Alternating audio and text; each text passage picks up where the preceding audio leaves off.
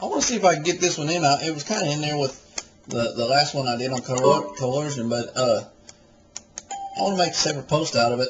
I want to ask, who is the socialist?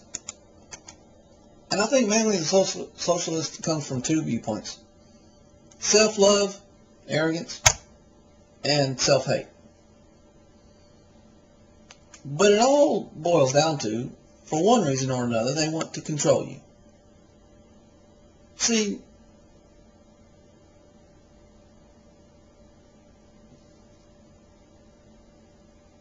people in the government and bureaucrats, and they don't care about you.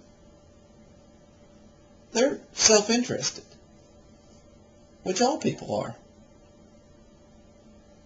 But for some reason we expect when somebody takes the oath of public office, they'll all of a sudden become benevolent angels. And it doesn't happen. As a matter of fact, government attracts people that want to control others. And it comes from two reasons. The first is that this person may have had some success in the private sector. They may have attained a certain level of status. And now they think, either because of their success or just because of their desire for more power, they think that they can really fix things. They think they have an inside track on a certain knowledge that needs to be imparted to the rest of us who don't know as much. And this is the arrogant, the self-lover that I talk about. He wants to grace us with his great knowledge, and we are only too stubborn and obstinate to accept it. So he's the do-gooder, he's the fixer-upper, and we have to subjugate our will to his superior knowledge, because after all, he's had a bit of success. He knows what's going on. If we would just give in to his demands, he would fix the situation for us. Us, ourselves, being too stupid, of course, to handle life ourselves. The other one is the self-hater.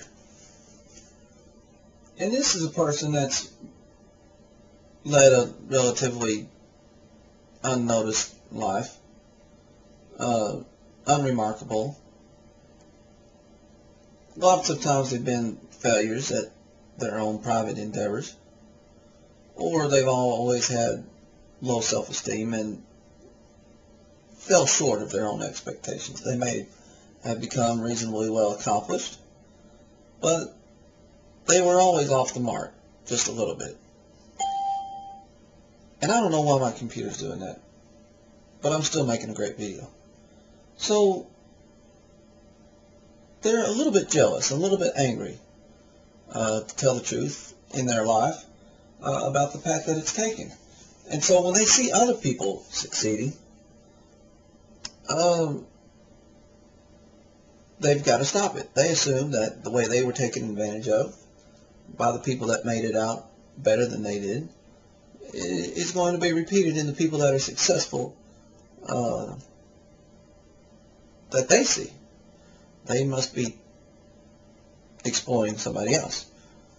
So you have the do-good busybody, and then you have the the do-good policeman that's going to make sure nobody gets exploited. And these are the people. See, you have the ones that are going to lift people up, and you're going to have the ones that are going to keep people down. They want everybody here in the middle.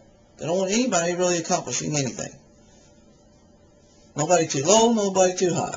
A perfect Marxist society. And so this person that's self-hating, every time they see someone with success, they automatically assume it comes from taking advantage of somebody else, from exploiting somebody else.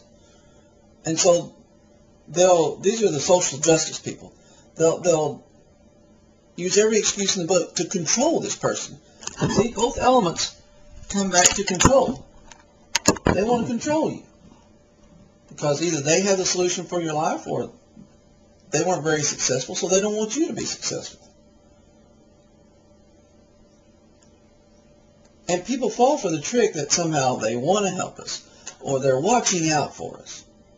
See, the lifter-upper wants to help. The pusher-downer is watching out for the public interest. But y'all, it's so obvious. Both of the two people are self-interested. They're pushing their agenda onto the rest of us. The do-good pusher-upper wants you to always be dependent on them so they'll feel good about their role in life. They are helping you. But you'll always be dependent on them. Every time you need a raise, you have to come to them.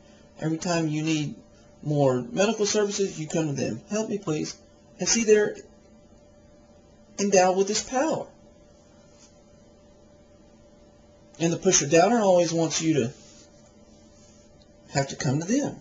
Please alleviate regulation such and such. Please allow me to do such and such. Please allow me to sell such and such product. Please allow me to operate my business in such and such a way. And see, so they're always in a position to control you. They're always in power.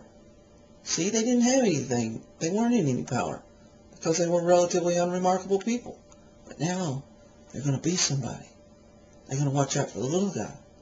They're going to have a little bit of power. So the arrogance and the self-hate is where the socialist mentality comes from. But it's both in order to control you. They're not looking out for you. The pusher-downer is not looking out for the low man.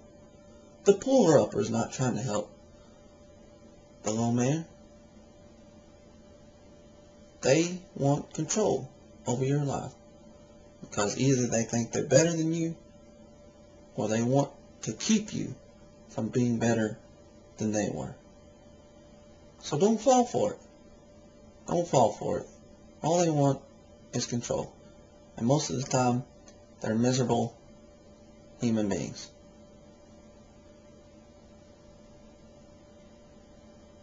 So I say, if you want to be miserable by yourself, but leave me alone. Leave me alone. That's all. And if you want to be successful, hey, go be successful in the private sector.